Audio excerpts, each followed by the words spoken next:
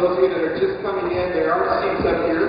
I know it's a little awkward, but we welcome you towards the front, so if you can please find a seat. We are going to do an activity that requires you to be seated, so I don't want you to miss out on that activity.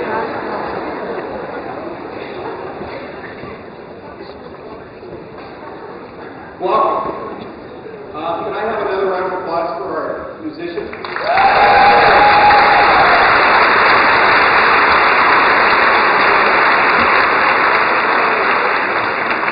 It's really impressive when we can have our own staff perform, and really excited. So I just want to introduce them very quickly. So the band was made up of Leon Slater from Hellgate, Lewis Nelson from Sentinel, Jesse Docknall from Big Sky,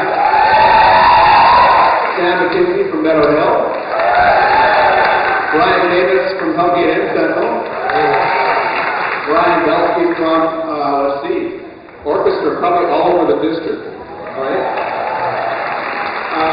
And John Hugnate, a student teacher at Hellgate. I was really hoping that we would see Mr. Combs as well performing, but he said he could substitute if anyone went down. So, but thanks John Combs for pulling that together as well.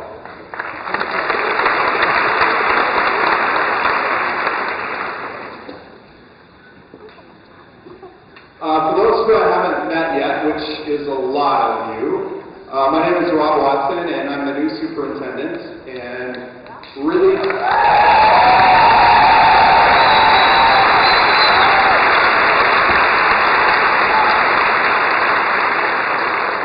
thanks. I haven't even done anything yet, so I appreciate it. I really appreciate being here in Missoula. Very proud to be part of this school district. I'm extremely excited to represent you all with our community, so just thank you for allowing me. It's a sincere privilege. I'm wearing a Hawaiian shirt today. Yeah! You noticed it. I've been getting dressed this morning. I'm looking at my tennis shoes and my khaki pants and my Hawaiian shirt, and I realize that I've turned into my father, which is kind of sad. But the reason I wear my Hawaiian shirt today is because this is really a celebration. This is a celebration for all of us, a chance for us to come together and start the school year great. I'm really excited for this year, excited for you to be here, so thank you. Let me work with my technology here for 2 seconds.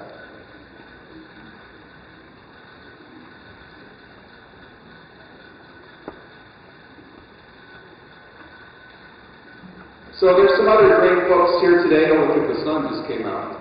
Isn't that weird? There are some other folks here today that I want to just welcome and say thank you to. So first of all, really appreciate all the work of the Sentinel High facility staff in putting this together. In fact, all the folks at Sentinel High, thank you.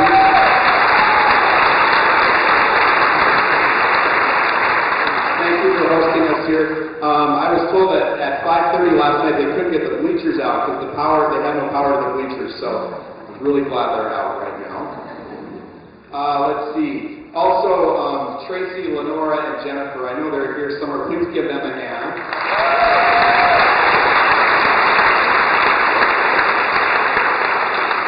Starting off with the brand new boss is always scary, and so Tracy, Lenora, and Jennifer have been very patient with me, have helped me a ton this summer, and have put all of this together for us, so thank you. Also, I know that many of your buildings are torn up, and it is stressful. I understand that, so appreciate your time here today. But I also want to say thank you to our facility staff in each building, plus our tech staff, plus our district facility staff for trying to get our schools ready, so please give them a round of applause.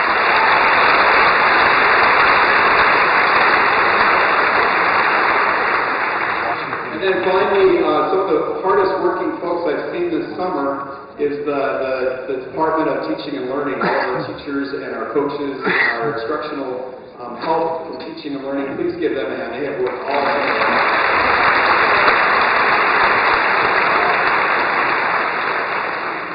When we were putting this together, it was important for me that we took a moment to recognize how important our schools are to this community, but also recognize how much we value our community.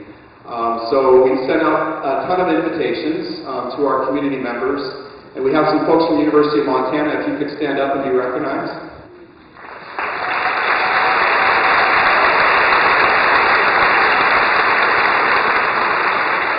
It's really valuable to have that partnership with the University of Montana. I was speaking to the chamber the other morning, and I said what I believe is most important is the success of our schools as a direct impact on the success of our community. It's a really symbiotic relationship, and so when our community succeeds, our schools succeed, and vice versa. When our schools succeed, our community succeeds. So thank you for the university for being here, and I appreciate your attendance. And then also, we have members of our school board. Could you please stand?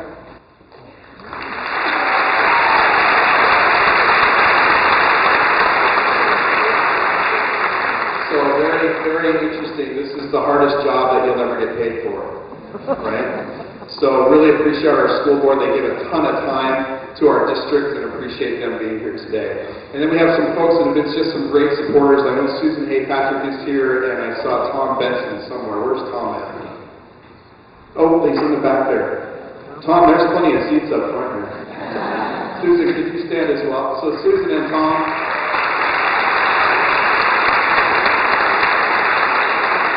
Susan from the United Way, Tom from Arts Missoula. So I'm sorry if there's any other community members here that I skipped over, but really appreciate you being here this morning. So I just want to take a minute. Oh, this is always scary for me, so I'll read this one to you. When I die, I hope that it is at a faculty meeting or a teacher in service, because the transition from life to death would be so sudden.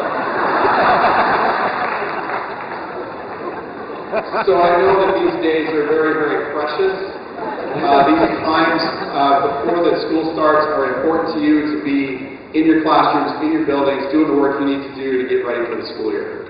So I value your time. I promise this will be short. Appreciate you being here. I understand that this is, you've got other things on your mind. I'll just say that. The other thing is I'm glad the sun came through so you won't fall asleep on me. So I appreciate that.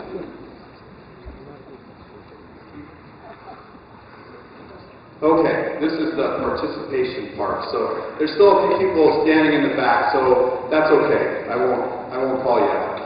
But if these statements apply to you, you can participate as well. So the way this works, if this statement applies to you, you just stand up. It's really easy. I promise we'll start with some easy ones first. Stand up or raise your hand, either one, okay? So here's the first one. Please stand up if you have blue eyes.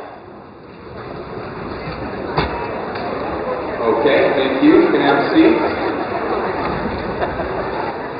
Please stand up if you have or ever have had in your life blue hair. There's always a few. Thank you. Let's see. Please stand up if you're the oldest in your family or the youngest in your family. Or the middle child. Please stand up if you're a middle child.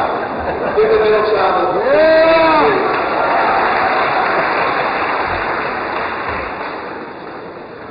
Okay. How about the tallest in your family?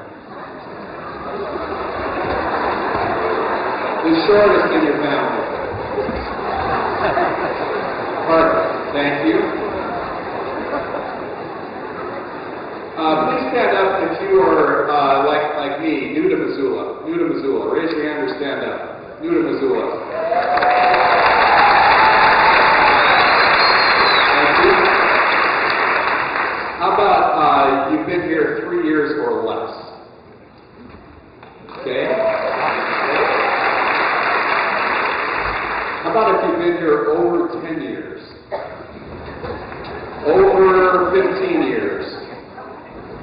Over 20 years, over 30 years, over 40,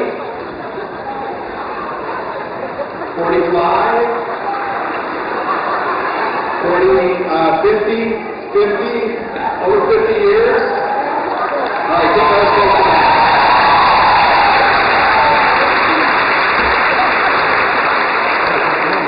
Please stand up if you're a product of the Missoula County Public School System. All right, give those folks a hand. How about first in your family to graduate high school or graduate college? Either one. Give those folks a hand. Thank you. Okay, these are the easy ones. What did you do this summer? So please stand up if you swam anytime this summer. All right, went to a beach. Went to a beach, raise your hand or stand up. Went to an amusement park. Lord, something we did a lot this summer. Let's see. How about stand up if you took a class this summer? Perfect. Let's see. Stand up or raise your hand if you learned a new skill or talent this summer. Okay. How about if you went to a wedding? A lot of you. How about a concert or a sporting event? Okay. How about a family reunion? You have the t-shirts to prove it. How about a high school reunion? Stand up to a high school reunion. So if you're from small town Montana, your family reunion was your high school reunion. All right, last one. I would like all the support personnel, the custodians, the secretaries, food service, classified, any class and paraeducators, please stand up and raise your hand.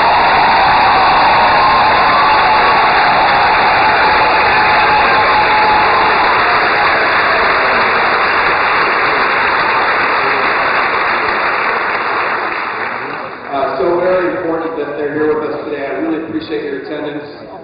Some of the hardest working folks in our district, and we couldn't do the work we do without them, so thank you. That was the participation part, but there will be more later, so just stay tuned.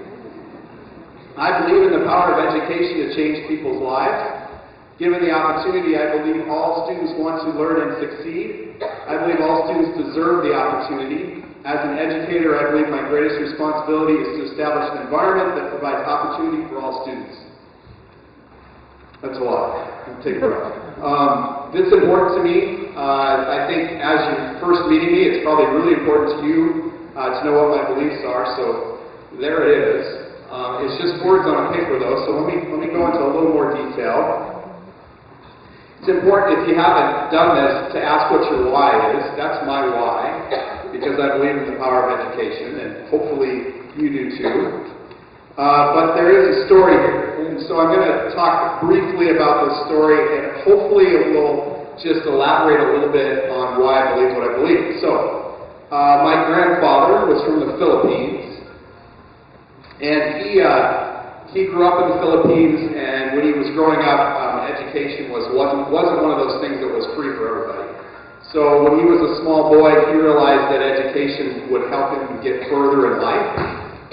So he snuck away from the rice farm one day and went to school. And the teacher at school said, "Great day to hear, sorry you can't stay because you're not enrolled, you have to pay." But she said, "If you come back tomorrow with some rice that we can eat for lunch, then I'll let you stay." So he did that. Went back with rice the next day. But what he realized as a young man is that he wanted to get further in life. And so when he was 18, he got on a boat with his brother. And they traveled over 6,000 miles to Seattle, Tacoma. And his brother, unfortunately, passed away on the boat on the way over. And then when my grandfather got off the boat, he was really sick. And so when he got off the boat, they said, "Well, you need a much drier climate." So they put him on a train, and they said, "Just keep going east until you get to a drier climate." He was still pretty sick, but when he reached Miles City, Montana,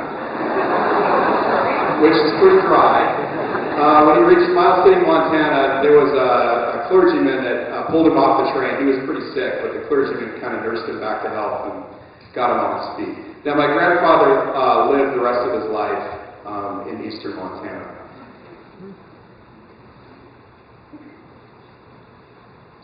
So I think about this often. The turtle is the one animal that is pretty courageous. And the reason is because in order for a turtle to move forward, it has to stick its neck out of its shell.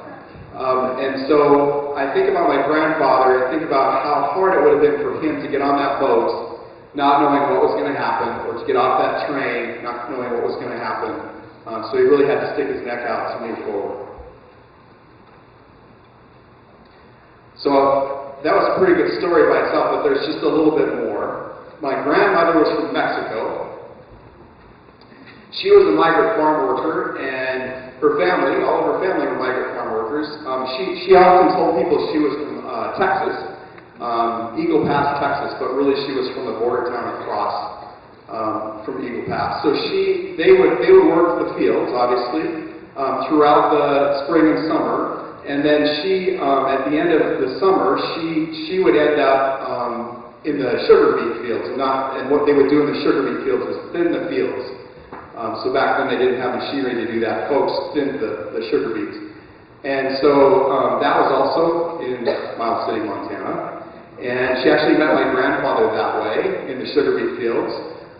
He realized quickly that he would need to get a better job to support her and her family. So he ended up working for the railroad for 45 years. But that's where they met. They met in Miles City, Montana, which is weird. But it's true. It's a true story. And it's really kind of unique because it's just great how they met. She was 18 years old when she decided to stay in Montana and marry my grandfather. And she had a large family, and of course they were a little upset that she was going to stay. And they didn't end up, in fact, my grandmother's mother didn't talk to her for probably almost the rest of her life because they were so upset that she stayed in Montana. But she stayed in Montana with my grandfather, and they had a family, and they raised kids. But I think about this often as well. One of my favorite quotes: faith is taking the first step even when you don't see the whole staircase. So I'm assuming that was her issue, that she didn't really know how things were going to turn out. She took a leap of faith. She stayed there with my grandfather, which I'm sure was not a popular decision by her family, but she stayed there the rest of her life as well. So they married. They had 6 kids. There's all 6 of them. My mother is the third one from the left, so she was a middle child. My mother and her siblings were educated in a one-room schoolhouse outside of, guess where? Mound City. Yeah, I know this. You got it. So outside of Mound City, they were educated in a one-room schoolhouse. It was called Horton School. Horton School no longer exists in that location. Horton School has been moved into the museum in Miles City. So if you want to see Horton School, go to the museum in Miles City. But they were educated in Horton School, and that was probably all of the kids in Horton School right there, all 6 of them.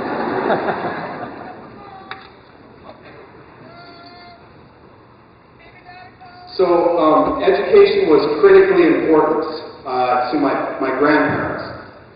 And they would often say that my grandmother would say, she couldn't really help with the reading and the writing, but what she could make sure is that her kids were well fed and that they had clean clothes when they went to school. She felt that was her job. So that was important to her. That was her way of showing that her kids to support them in their education. As you can imagine, they did not grow up in a literacy-rich environment. We often talk about how important that is for our younger students to have that literacy-rich environment. They didn't have that.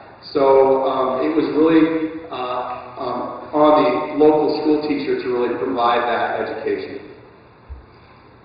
One thing I will say, though, both of my grandparents really knew the importance of education. When I had a chance to talk to them before they passed, they both talked about how important education was for their children. They realized that it was important for themselves, which is why they sent their kids to school and made sure that they were supported. So, long story, I apologize for that, but the reason I am explaining this to you is I do think stories are really powerful. I think we miss that sometimes, and we forget about it, and it's a really great way to make a connection. So to know someone well is to know their story, the experiences that have shaped their life, the trials and the turning points that have tested them. I think stories can help us understand that, and stories can help us build trust. So I've never been able to use a clicker. It always breaks in my hand, but this one seems to be working, so that's good. See, it's not working now. Perfect. That's a picture of my mother in the 3rd grade. As I said, she did not grow up in a literacy-rich environment. What's amazing to me, she still remembers the name of her teacher, which doesn't surprise me. I mean, sometimes we remember that the most. Her teacher was Maddie Mosby. She taught in that one-room schoolhouse. What amazed me is that she not only taught my mother to read and her siblings to read, but Maddie Mosby, after school, she taught my grandparents how to read, because my grandmother really wanted to pass a citizenship test. So she helped my grandparents learn how to read after school. So that was pretty powerful for my mother and her siblings. My mother went on to graduate from college. She struggled. She took 2 years of college in Miles City. Then she became a teacher in a one-room schoolhouse in Sydney, outside of Sydney. Then she had kids, and so she went back to college later in life. So I was about 9 or 10 years old when she was in college, and I really got to see her struggle but also succeed in college, which really amazed me. But I was there when she graduated from college, and all of her family showed up, which was amazing because at that point some of them weren't even talking to each other. So to see all of them show up at her graduation was really, truly amazing. She was the only person in her family to graduate from a 4-year college, but many of her siblings went on to school in other ways. She became a teacher as well, and so as you can imagine, as I am growing up and watching this, it had a strong impression on me. The other thing I will tell you is that there were times when I, didn't really want to succeed, or I tried to give up, and they wouldn't let me give up. So my mom would always remind me of the story and how far she had come, and how far her family had come. But also, when I did listen to my mom, because when you're a teenager, you don't listen to your mom. That's rule number 1. So when I wasn't listening to my mom, she would get my grandmother on the phone, who would talk to me very quickly in Spanish, and I didn't understand most of it, but I did know that she was upset. She was upset. She was upset because I wasn't doing what I was supposed to do to succeed. So when I tell you, and I tell a lot of people this, so I apologize if you've heard this before. When I tell you that I would not be standing here today had it not been for a teacher in a one-room schoolhouse, now you understand why. Because that teacher changed my mother's life, my grandparents' life, and she eventually changed my life. So I would not be here today had it not been for that path. So it's important to me. So what's really interesting about stories, and the other reason I do like to tell stories, I'm a story person, that involves quite a bit of trust. So I had to trust you as the listener, being willing to listen to my story and appreciate what I was saying. So it requires me to trust you, but it also requires you to trust me. And that's the great thing about stories and sharing part of ourselves. So it really has nothing to do with the story, but it has everything to do with sharing part of yourself. So if you haven't done that recently, for your colleagues, for your students, for your family, I encourage you to do that. Share part of yourself because it really does inspire trust. The other thing that trust helps is it helps us cope with change, right? And we're in a profession that is constantly changing. You have a new superintendent, and I know that is scary for some. You're unsure of where the future is. And so these stories can really help us create that trust and help us cope with change.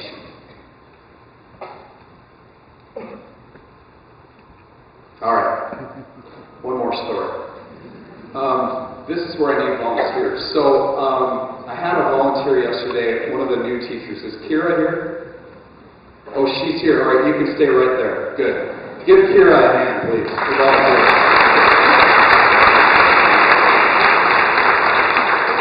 See, she volunteered yesterday on a blind faith because she didn't know she was going to get a prize for volunteering. So, thank you. We actually celebrated all of our new teachers yesterday. There was a lot there. So, if you're a new teacher, would you please stand up?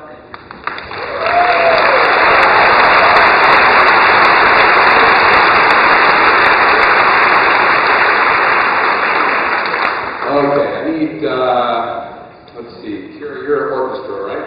Okay, how about a K-5 teacher that would be willing to volunteer?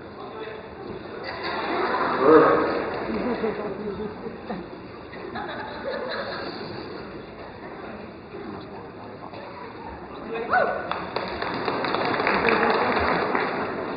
And your name? Gabe, and where do you teach at? Great school, great school.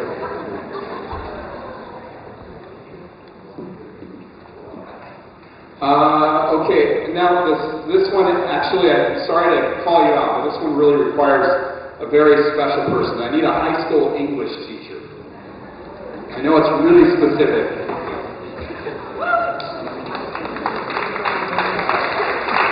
Name? Amy, where do you teach at? Amy's the big guy, of course. I forgot Amy's water bottle, so let me go grab that. So while I'm doing this, I'm so glad I wore my tennis shoes today. While I'm doing this, I'll tell you a little bit about this story. And the only reason I want you to hear this story, first of all, who's heard the blueberry story? Oh, one person. Perfect. Perfect. Well, of course, it's Casey. She's heard it. I know Casey's heard it. The reason this is so important to me is it's a really powerful story, and it talks about the importance of the work that we do. So I thought it was really appropriate that we read this today together. And so let me tell you a little bit about this. So it was written by a gentleman named Jamie Vollmer. And Jamie Vollmer was a businessman. And Jamie actually thought he knew everything there is to know about public education, even though he never worked in a public school. He thought he knew everything there was to know about public education. More importantly, he thought he knew how to improve public education. And so what he said was, I'm going to go out and talk to groups of teachers much like yourself. So districts would pay Jamie to come in and talk to groups of teachers and talk about how broken we were and how we could improve. And so that's what he did. And he did that for a long time. But there was a day when he was giving one of these speeches that changed his life forever. So he writes about this day. So part one. Amy, do you have part one? No. Gabe has part one.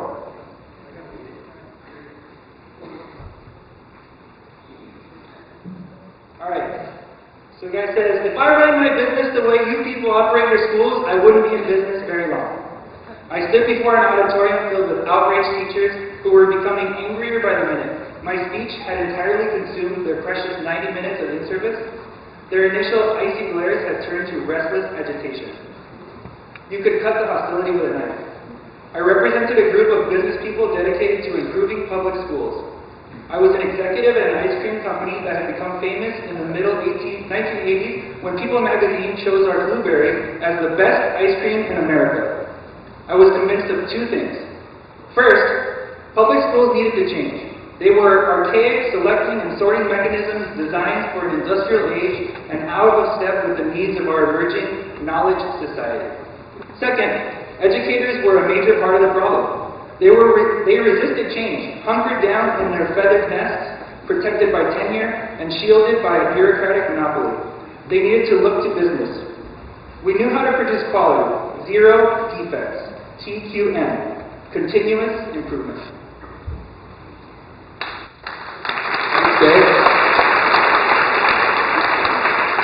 I split this story out purposely because it's a little scary, that first part. Part two of the story.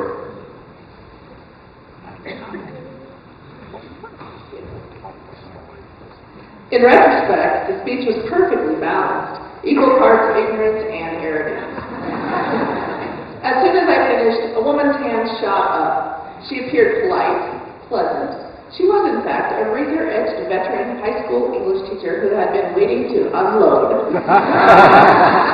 She began quietly. "We are told, sir, that you manage a company that makes good ice cream." I smugly replied, "Best ice cream in America, ma'am." "How nice," she said. "Is it rich and smooth?" 16% butterfat, I crowed. "Premium ingredients?" she inquired. "Super premium. Nothing but AAA." I was on a roll. I never saw the next line coming.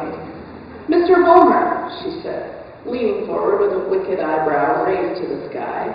"When you are standing on your receiving dock and you see an inferior shipment of blueberries arrive, what do you do?"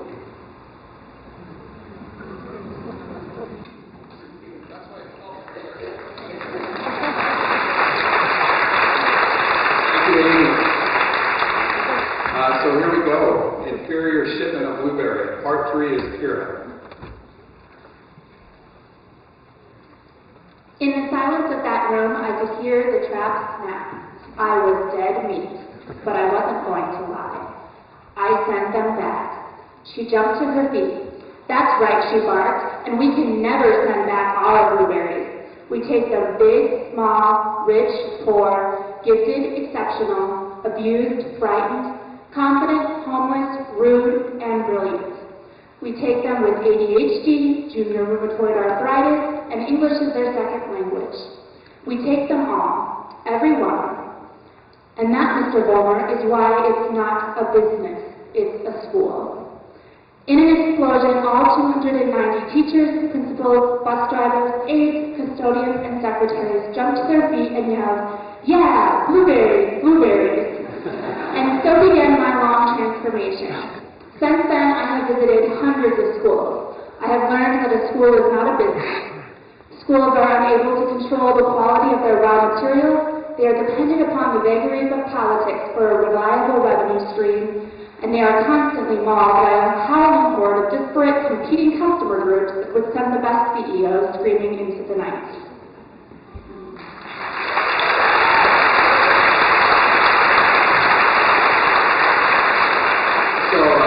Thanks to Kira, too. I actually gave that to her yesterday because part 3 is the hardest one to read, so I wanted to make sure she had a little extra time. So what does that mean? I just want to share with you the importance of your work. So I mentioned to you that I truly believe in the power of education to change people's lives. But what I really mean is it's you all. It's the work that you do in your classrooms and in your roles with our district every single day. Whether you're a custodian or a secretary or a teacher or a teacher aide or paraprofessional, the work that you do every single day is really what helps change lives.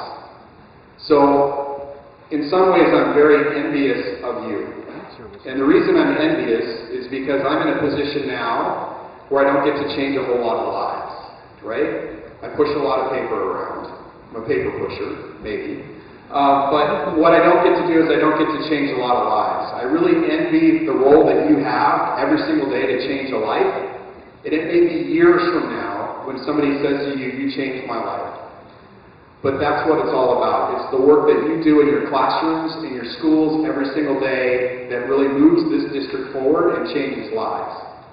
So I'm telling you that, and I'm sharing this story with you because it is your work. And my job is to support you in your work.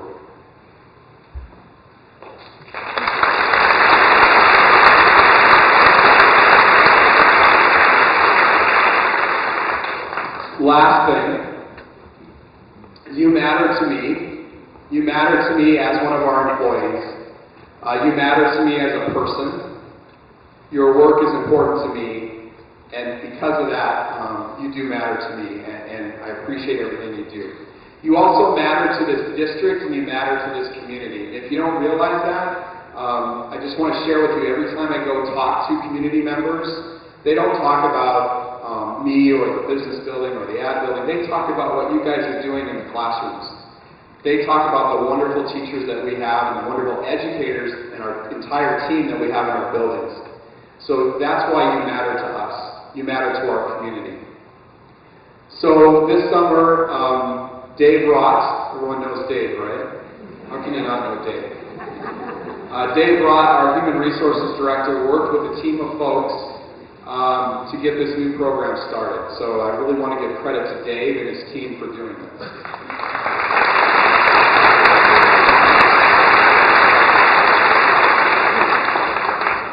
When you leave today, I'd like you to pick up one of these water bottles. And there's a... yeah, I know, I'm sorry.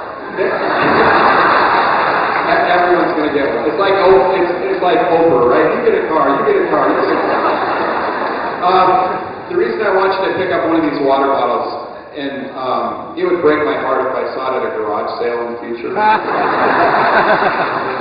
I know it might happen. I'll get over it. The reason I want you to pick up one of these water bottles is it's got some really good information inside about this new program that we started. This new program is called LifeWorks. You will receive an email from LifeWorks. Please don't trash it because it's legitimate. But LifeWorks is a program, an employee assistance program that helps everyone here. Anyone can access LifeWorks and have free access to counseling services or a variety of other services. The hardest thing we do in our communities, especially in Montana, the hardest thing we have to do is admit that we need help. But we all need help. Everyone needs help. We all need support. And so this is a great way to do that. It's free. It doesn't cost anything. It costs the district a very small amount to put this program on. You'd be amazed at how low cost this is. But it's free for you for 4 counseling sessions or any other services they provide. The only thing that I want to just impart to you is don't be afraid to ask for help. Right. We all need help sometimes, and we can't continue to live in Montana and say we're just going to do things our own way. We've got to ask for help when we need it. You'll notice our logo is on this water bottle, but also Allegiance is on this water bottle. First phone call I made when I got to town was to Allegiance, and they said, I want to give these water bottles away. I need some help funding this. So they helped us with that. So really appreciate Allegiance for helping with that. And then the last thing I say is the water bottle is symbolic, right? That's why I don't want you to necessarily throw it away. Of course, it's up to you. But the water bottle is symbolic. It's symbolic because we know how important water is for all of us. It actually makes you feel better when you drink water, but it's symbolic because when you drink water out of this, I want you to remember today, and I want you to remember that you're important to me, and you're important to this district, and you're important to this community, but most importantly, I want you to remember that it's important to take care of yourself. Right. Take care of yourself because it's impossible to take care of kids if you're not taking care of yourself. So that's what this is all about. Hopefully you'll remember that when you drink water out of your water bottle.